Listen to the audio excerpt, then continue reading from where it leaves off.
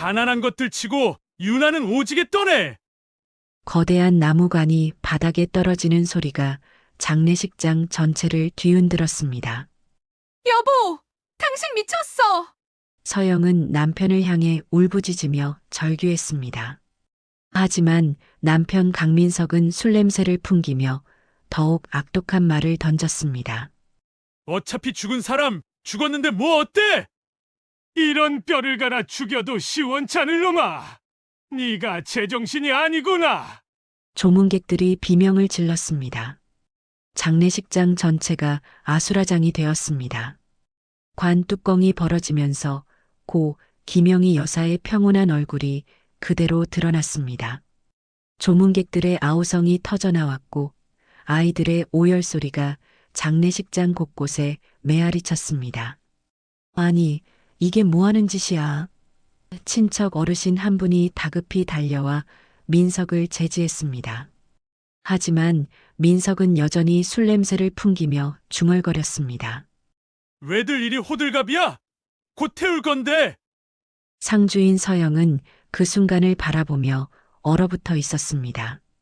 어머니의 영정 앞에서 흐르던 눈물이 갑자기 멈췄습니다. 그녀의 눈빛이 슬픔에서 차가운 분노로 그리고 마침내 냉정한 결심으로 변해갔습니다. 20년을 함께 살아온 남편이 자신의 어머니에게 이런 모욕을 가할 줄은 꿈에도 몰랐습니다. 주변 사람들이 황급히 관을 바로 세우고 뚜껑을 덮는 동안 서영은 마치 시간이 멈춘 것처럼 그 자리에 서 있었습니다. 향 타는 냄새와 국화꽃 향기 사이로 술 냄새가 진동했고 관짝이 미세하게 흔들리는 소리까지 들렸습니다. 엄마, 괜찮아? 중학생인 딸 이다온이 울며 서영을 안았습니다. 하지만 서영은 대답하지 않았습니다. 그녀의 머릿속에는 오직 한 가지 생각만 맴돌고 있었습니다. 그때 시어머니 최영란이 샤넬 정장과 에르메스 핸드백으로 무장한 채 나타났습니다. 그녀는 사람들을 해치고 들어오더니 아들을 두둔하기 시작했습니다. 어차피 죽은 사람인데 왜 이리 유난이야? 남자가 술 마시면 그럴 수도 있지. 최영란의 말에 조문객들의 웅성거림이 더욱 커졌습니다. 서영은 시어머니의 말을 들으며 주먹을 꽉 쥐었습니다. 손톱이 손바닥을 파고들 정도로 꽉 쥔 주먹에서 피가 날 뻔했습니다. 이 순간 그녀는 깨달았습니다. 자신이 지금까지 얼마나 참고 살았는지, 그리고 이제는 더 이상 참을 수 없다는 것을 말입니다. 평범한 회사원이었던 서영에게는 이런 상황이 너무나 충격적이었습니다. 매일 아침 7시에 일어나서 아침밥을 차려주고 회사에 가서 성실히 일하고 저녁에는 가족을 위해 저녁을 준비하던 평범한 일상이 한순간에 산산조각 났습니다. 서영은 어머니의 영정 앞에서 무릎을 꿇고 앉았습니다. 조문객들의 수군거림이 점점 줄어들면서 장례식장은 다시 정적에 쌓였지만 그녀의 가슴속은 폭풍이 몰아치고 있었습니다. 어머니, 죄송합니다. 제가 너무 약했습니다. 서영은 영정 속 어머니의 따뜻한 눈빛을 바라보며 속으로 다짐했습니다. 더는 참지 않겠습니다. 어머니께서 당하신 이 모욕 반드시 갚아드리겠습니다. 민석은 여전히 장례식장 한쪽에서 친척들의 핀잔을 듣고 있었습니다. 하지만 그는 전혀 뉘우치는 기색이 없었습니다. 오히려 뭘 그렇게 예민하게 구냐는 식으로 중얼거리고 있었습니다. 최영란은 아들 옆에 서서 계속해서 그를 감쌌습니다. 조문객들 사이에서 속삭임이 이어졌습니다. 저런 사람이 어떻게 의사라고 하지? 돌아가신 분에게 저런 짓을 하다니. 부인이 정말 불쌍해. 하지만 일부 사람들은 최영란의 말에 동조하며 고개를 끄덕이기도 했습니다. 남자들이야 원래 그런 거 아냐? 술 먹으면 실수할 수도 있지. 서영은 이런 반응들을 하나하나 기억해 두었습니다. 누가 자신 편이고 누가 상대편인지 명확히 구분되었습니다. 특히 조문객 중 몇 명은 민석의 행동에 명백히 분개하고 있었고 이들의 표정을 서영은 놓치지 않았습니다. 서영이 모든 걸 참고 사는구나. 저 남편 때문에 고생이 많았을 텐데. 친척 아주머니들의 말이 서영의 귀에 들렸습니다. 그제서야 서영은 자신이 얼마나 오랫동안 혼자 버텨왔는지 깨달았습니다. 향을 피우며 절을 올리는 서영의 눈에 눈물이 다시 흘렀습니다. 하지만 이번 눈물은 달랐습니다. 슬픔보다는 결의가 담겨 있었습니다. 어머니 생전에 자주 하셨던 말씀이 떠올랐습니다. 서영아, 너는 너무 착해서 손해만 본다. 때로는 맞서 싸워야 할 때도 있어. 그날 밤 장례식장에서 돌아온 서영은 침실에서 혼자 앉아 있었습니다. 민석은 당연하다는 듯이 술을 더 마시러 나갔고 집에는 그녀 혼자만 남았습니다. 서영은 서랍에서 공책 하나를 꺼내 들었습니다. 그리고 오늘 있었던 일들을 차근차근 적기 시작했습니다. 누가 무슨 말을 했는지, 누가 어떤 반응을 보였는지 모두 기록했습니다. 이제 시작이야. 서영은 펜을 놓으며 중얼거렸습니다. 20년 동안 쌓인 것들을 정리할 시간이 왔습니다. 민석은 집에 돌아오자마자 소파에 털썩 주저앉았습니다. 리모컨을 집어들고 TV를 틀더니 치킨을 주문했습니다. 마치 오늘이 평범한 하루였던 것처럼 말입니다. 야, 내일 셔츠 다려놔. 그리고 구두도 닦아놓고. 그는 서영을 바라보지도 않고 말했습니다. 서영은 부엌에서 설거지를 하며 그의 말을 들었습니다. 어머니 장례식에서 관을 엎어버린 지 채 몇 시간도 지나지 않았는데 남편은 벌써 그 일을 잊은 듯 보였습니다. 아니, 애초에 잘못했다는 생각도 없는 것 같았습니다. 징징대지 마라. 장례 다 끝내고 왔는데 아직도 그 얘기야? 민석이 치킨을 뜯으며 짜증스럽게 말했습니다.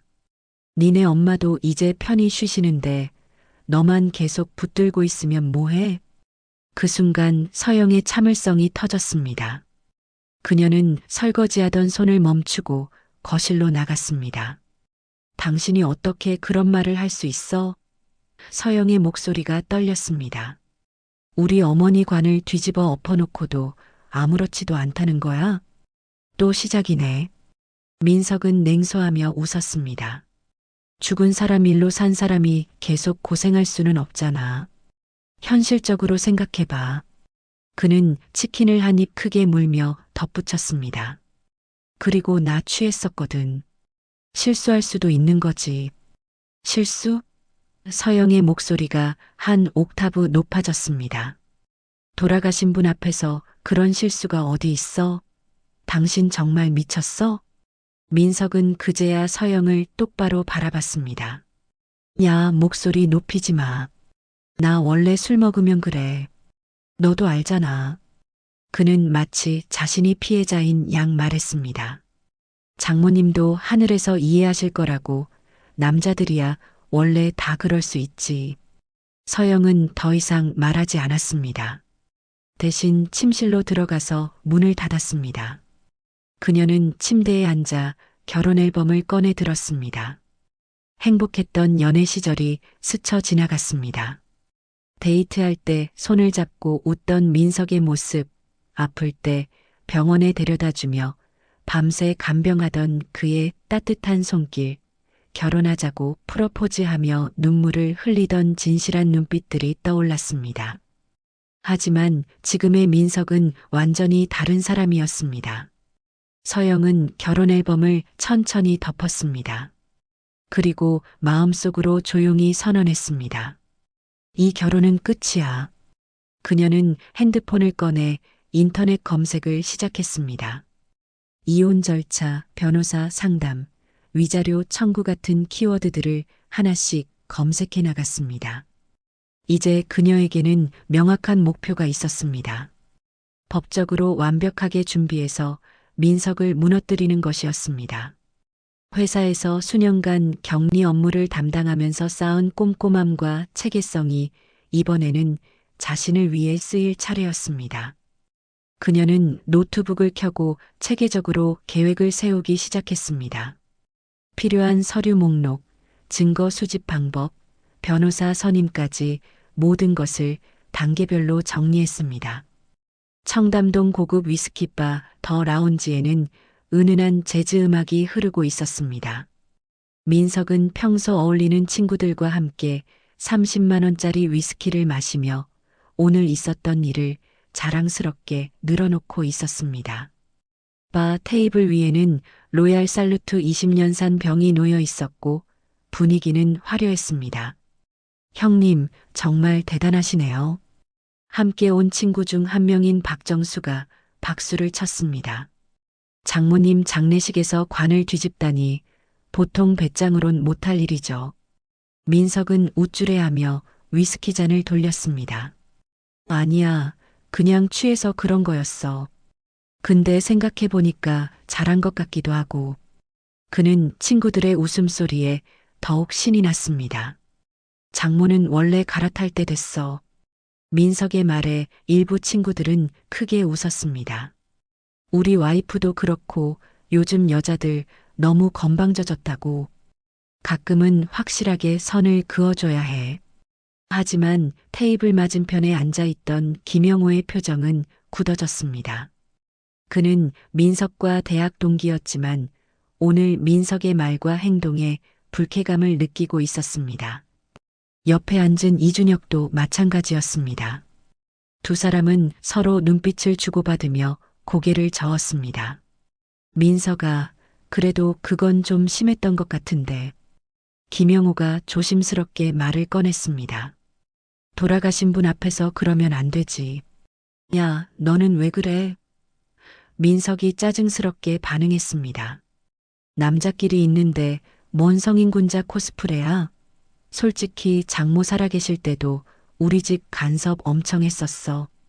이제야 좀 자유로워졌는데. 그의 말에 박정수와 몇몇 친구들은 맞아 형님 말이 맞다며 호응했습니다. 하지만 김영호와 이준혁은 더욱 불편한 표정을 지었습니다. 특히 김영호는 자신의 어머니를 떠올리며 민석의 말에 역겨움을 느꼈습니다. 오늘 진짜 속 시원했어. 민석은 위스키를 한 모금 더 마시며 계속했습니다. 여자들은 가끔 확실하게 보여줘야 해. 누가 집안의 주인인지 말이야. 바 카운터에서 계산을 하던 민석의 카드 영수증에는 더 라운지 청담점이라는 상호와 함께 시간이 새겨져 있었습니다. 오후 11시 30분. 모든 것이 기록되고 있었습니다. 김영호는 그날 밤 집에 돌아가면서 생각했습니다. 민석이 정도가 너무 심하다. 저런 식으로 살면 언젠가는 큰 코 다칠 거야. 그는 민석의 아내 서영이 불쌍하다는 생각이 들었습니다. 그날 밤 바에 있던 5명 중 김영호와 이준혁은 사람 같지 않은 민석의 행동에 완전히 등을 돌렸습니다. 다음 날 새벽 민석이 병원으로 나간 사이 서영은 조용히 서재 문을 열었습니다. 평소에는 잠겨있던 서재였지만 서영은 민석이 비밀번호를 어디에 적어둔 것을 이미 알고 있었습니다. 그의 생일과 어머니 생일을 조합한 숫자였습니다. 서재 안은 의료 서적들과 각종 서류들로 가득했습니다. 서영은 책상 서랍을 하나씩 열어보기 시작했습니다. 첫 번째 서랍에서는 별다른 것이 나오지 않았지만 두 번째 서랍에서 놀라운 것들이 쏟아져 나왔습니다. 카드 명세서들이 수십 장 쌓여 있었습니다.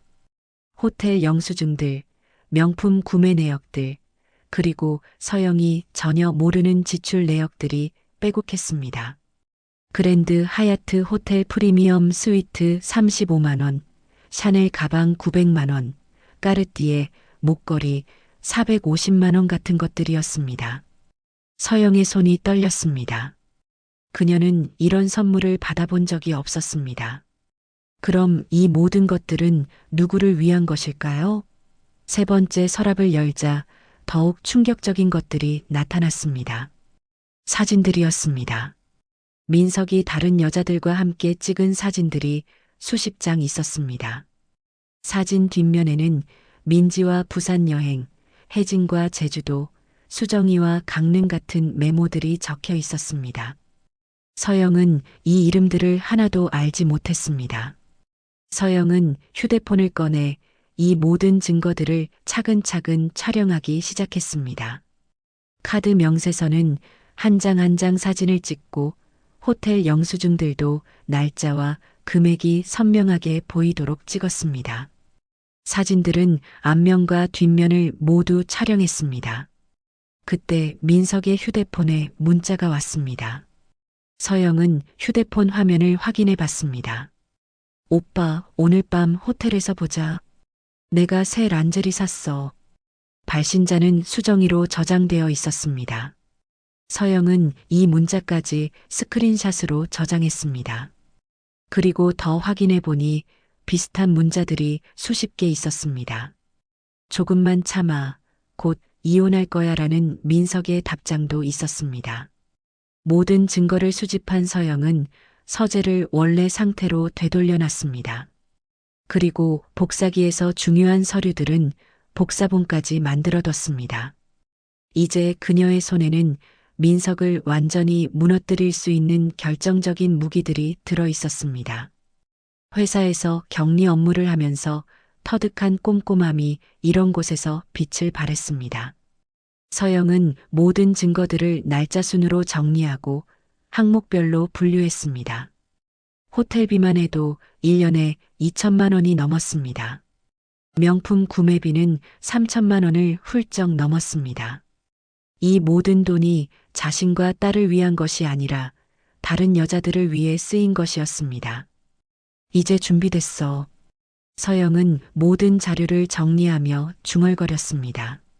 체계적이고 완벽한 증거 패키지가 완성되었습니다. 그로부터 이틀 후 서영의 휴대폰에 급한 전화가 걸려왔습니다. 병원에서 온 전화였습니다. 환자 보호자분이신가요? 최영란 여사님이 갑작스러운 심장마비로 응급실에 이송되셨는데 서영은 급히 병원으로 달려갔습니다. 중환자실 앞에서 민석이 무너져 울고 있었습니다. 엄마가 없으면 나는 어떻게 살아? 그는 진심으로 절망하고 있었습니다. 평소와 달리 서영에게 매달리며 위로를 구했습니다. 여보, 도와줘. 엄마가 깨어나셨으면 좋겠는데. 민석은 서영의 손을 잡으며 애원했습니다. 하지만 서영의 마음은 이미 차갑게 굳어 있었습니다. 그녀는 형식적으로만 위로했을 뿐입니다.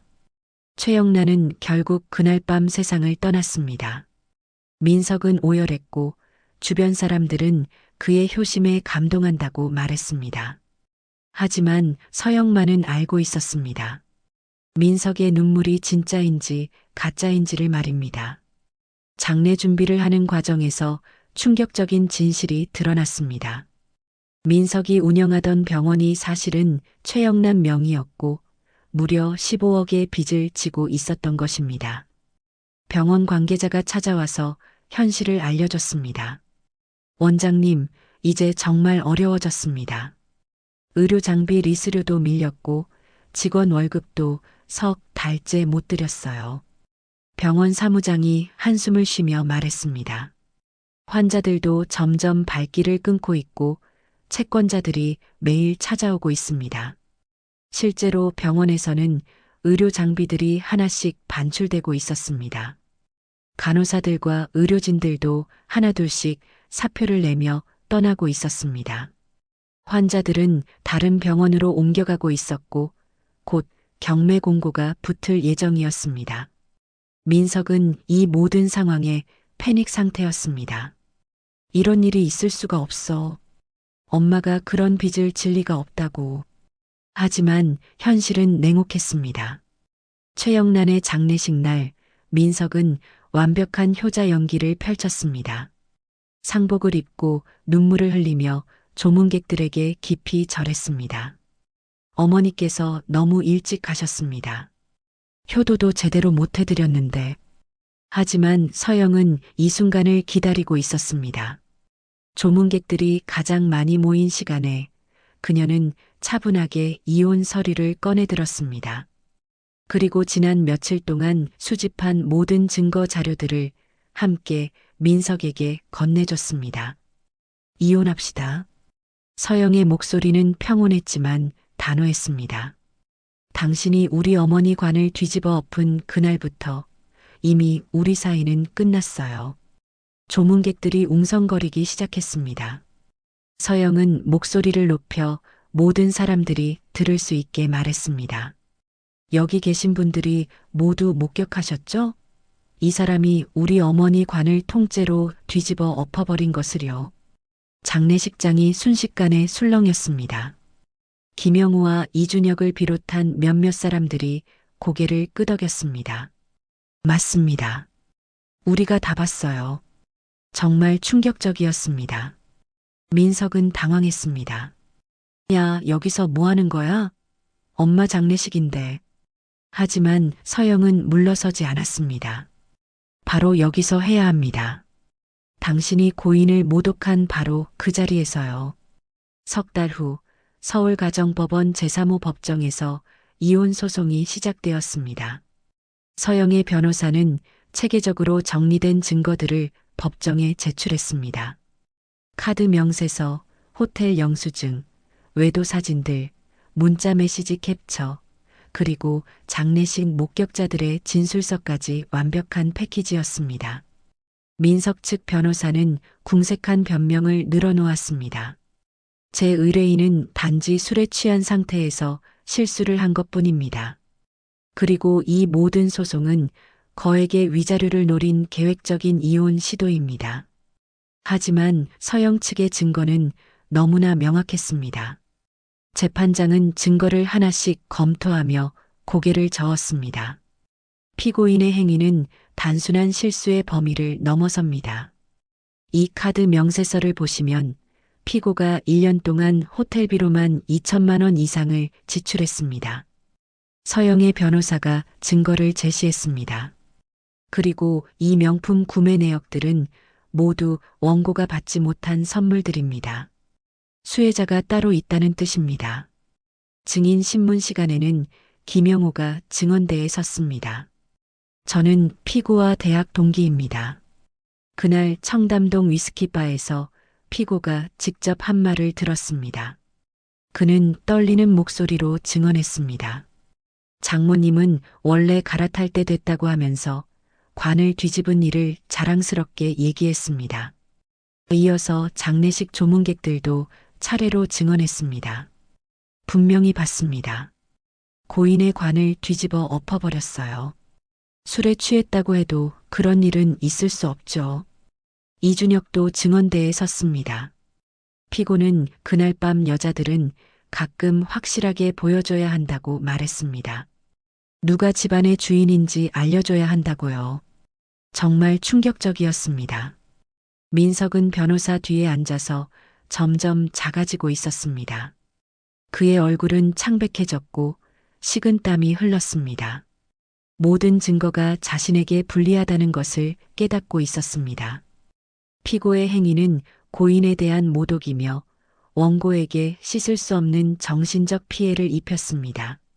서영의 변호사가 최종 변론했습니다. 또한 지속적인 외도와 가정 파탄 행위는 명백한 이혼 사유에 해당합니다.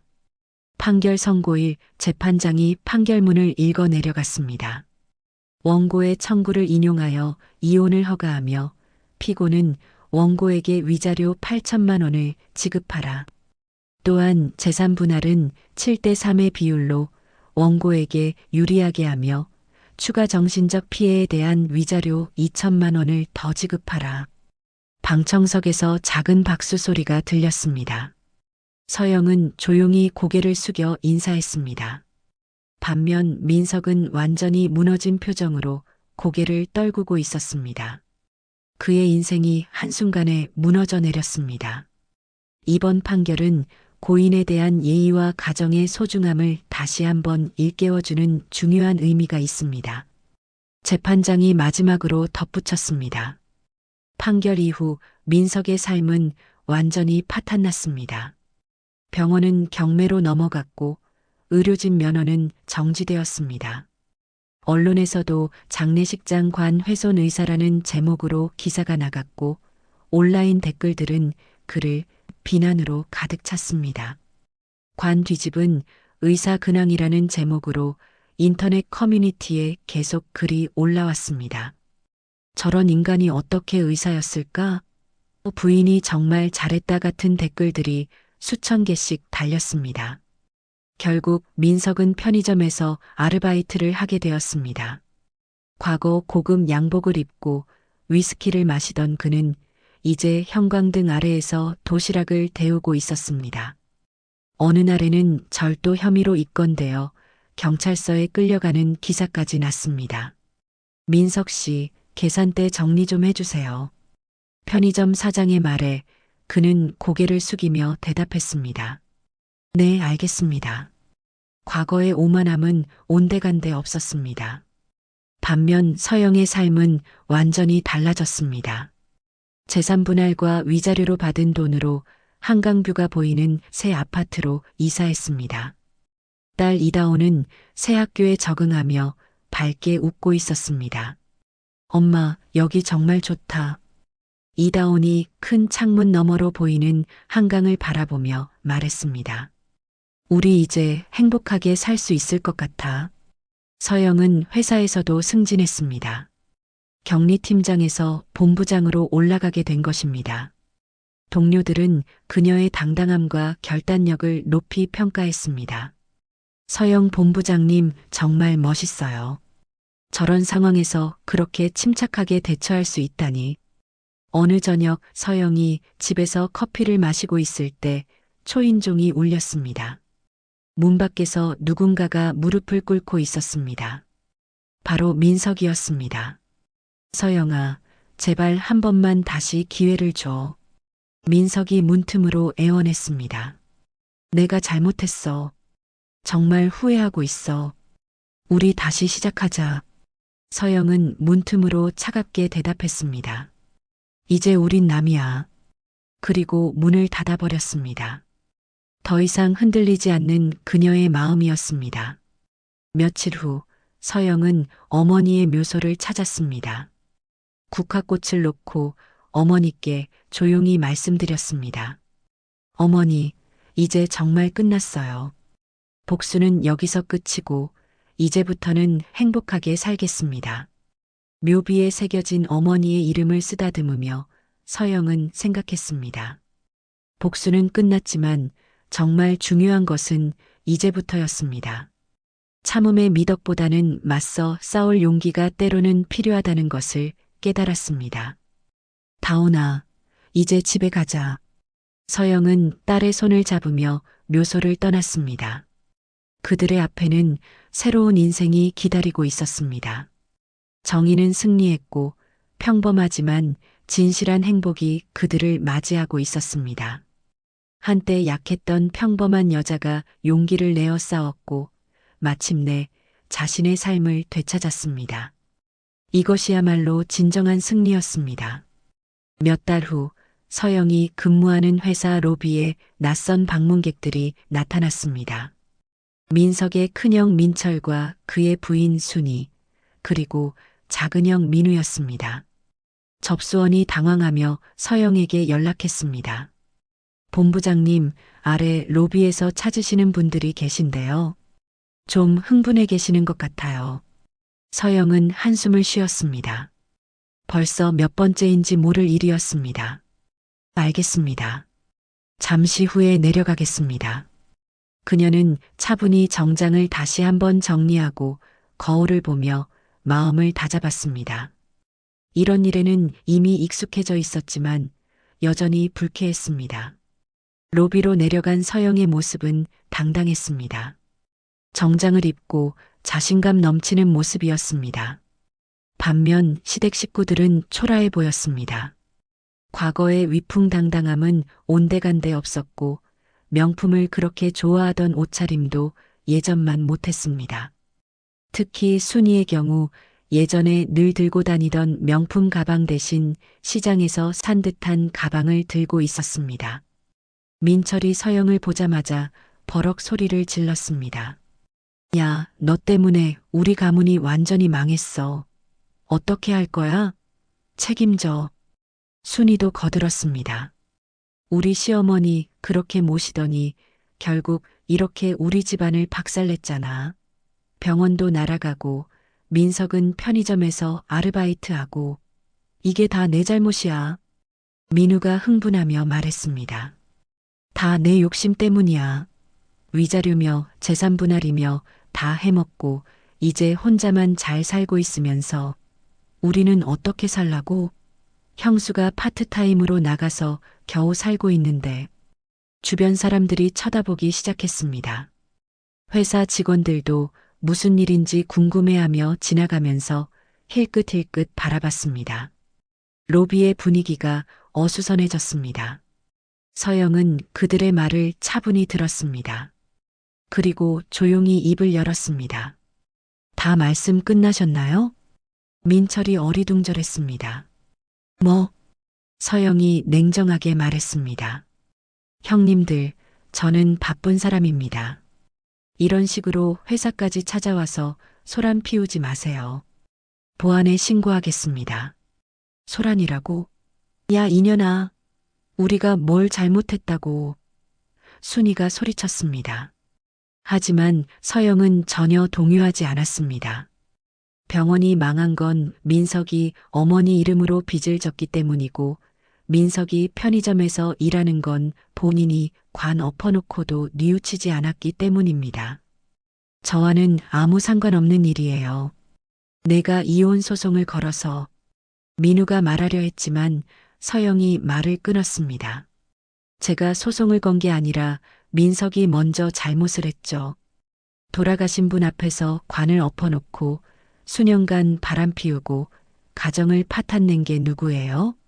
그런데도 아직 정신을 못 차리셨네요. 시댁 식구들은 할 말이 없었습니다. 주변에서 보는 사람들의 시선도 곱지 않았습니다. 서영이 시계를 보며 말했습니다. 저는 정말 바쁩니다. 더 이상 이런 식으로 찾아오지 마세요. 경비에게 출입금지 요청하겠습니다. 그녀는 돌아서서 엘리베이터로 향했습니다. 시댁 식구들이 뒤에서 뭐라고 소리쳤지만 서영은 뒤돌아보지도 않았습니다.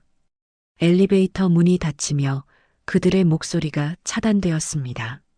며칠 후 저녁 서영의 새 아파트 앞에 익숙한 차 한 대가 서 있었습니다. 낡은 중고차였는데 과거 민석이 타던 벤츠와는 천지 차이였습니다. 차 안에서 민석이 나왔습니다. 그는 많이 초라해져 있었습니다. 값싼 정장을 입고 있었고 머리도 많이 빠져 있었습니다. 예전에 당당했던 모습은 온데간데 없었습니다. 민석은 한참 동안 아파트를 올려다봤습니다. 50층 고층 아파트의 최상층에 서영이 살고 있었습니다. 한강뷰가 내려다 보이는 프리미엄 아파트였습니다. 자신이 잃어버린 모든 것이 저 위에 있다는 생각에 가슴이 아팠습니다. 한때 자신도 저런 곳에 살았었는데 이제는 원룸에서 혼자 지내고 있었습니다. 민석은 경비실에서 호출을 했습니다. 서영아, 나야 민석. 잠시 후 서영의 목소리가 들렸습니다. 무슨 일이세요? 잠깐만 얘기 좀 할 수 있을까? 중요한 얘기가 있어서. 그의 목소리는 떨리고 있었습니다. 서영은 잠시 침묵하더니 말했습니다. 1층 로비에서 기다리세요. 10분 후 서영이 로비로 내려왔습니다. 그녀는 편안한 홈웨어를 입고 있었지만 여전히 우아해 보였습니다. 반면 민석은 더욱 초라해 보였습니다. 과거의 오만한 모습은 온데간데 없었습니다. 두 사람의 대비가 극명했습니다. 민석이 먼저 입을 열었습니다. 서영아, 나 정말 잘못했어. 그의 목소리는 간절했습니다. 서영은 차갑게 대답했습니다. 무슨 말씀이신지 모르겠는데요. 저희는 이미 남남이잖아요. 제발, 제발 한 번만 용서해줘. 민석이 갑자기 무릎을 꿇었습니다. 로비에 있던 다른 사람들이 쳐다봤지만 그는 신경 쓰지 않았습니다. 내가 정말 잘못했어. 너무 잘못했어. 다시 기회를 줘. 서영은 무표정하게 그를 내려다봤습니다. 지금 뭐 하시는 거예요? 일어나세요. 안 일어나. 내가 용서해 줄 때까지 안 일어나. 민석의 눈에서 눈물이 흘렀습니다. 나 정말 후회하고 있어. 너랑 다운이 없으니까 살 이유가 없더라. 편의점에서 일하면서 매일 너희 생각만 해. 그때 엘리베이터에서 이다운이 내려왔습니다. 그녀는 아버지의 모습을 보고 잠시 놀랐지만 곧 차가운 표정을 지었습니다. 고등학생이 된 이다운은 더욱 의젓해져 있었습니다. 아빠 왜 이렇게 있어요? 이다운의 목소리에는 감정이 없었습니다. 민석이 딸을 보며 말했습니다. 다운아, 아빠가 정말 잘못했어. 다시 우리 가족이 될 수 있을까? 그는 딸에게도 애절하게 매달렸습니다. 이다운은 고개를 저었습니다. 아빠, 너무 늦었어요. 엄마가 저 혼자 키우면서 얼마나 힘들었는지 알아요? 저는 이제 아빠 없이도 잘 살 수 있어요. 서영이 조용히 말했습니다. 민석 씨, 일어나세요. 여기서 이런 식으로 하면 아무것도 바뀌지 않아요. 민석이 절규했습니다. 그럼 뭘 해야 해? 뭘 해야 너희가 다시 받아줄 거야? 서영은 차분하게 대답했습니다. 아무것도 안 해도 돼요. 저희는 이미 행복해요. 당신 없이도 말이에요. 그녀는 이다운의 어깨에 손을 올렸습니다. 우리 딸은 훌륭하게 자라고 있고 저도 제 일에서 성공했어요. 더 이상 당신이 필요한 게 없어요. 민석은 완전히 무너졌습니다. 그는 바닥에 주저앉아 울기 시작했습니다. 하지만 서영과 이다운은 더 이상 그를 바라보지 않았습니다. 다운아, 올라가자. 서영이 딸의 손을 잡았습니다. 네, 엄마. 이다운이 밝게 웃으며 대답했습니다. 엘리베이터 문이 닫히며 두 사람의 웃음소리가 멀어졌습니다. 로비에는 무너진 민석만이 홀로 남았습니다. 6개월이 지난 어느 토요일 오후 서영과 이다운은 어머니의 묘소를 찾았습니다.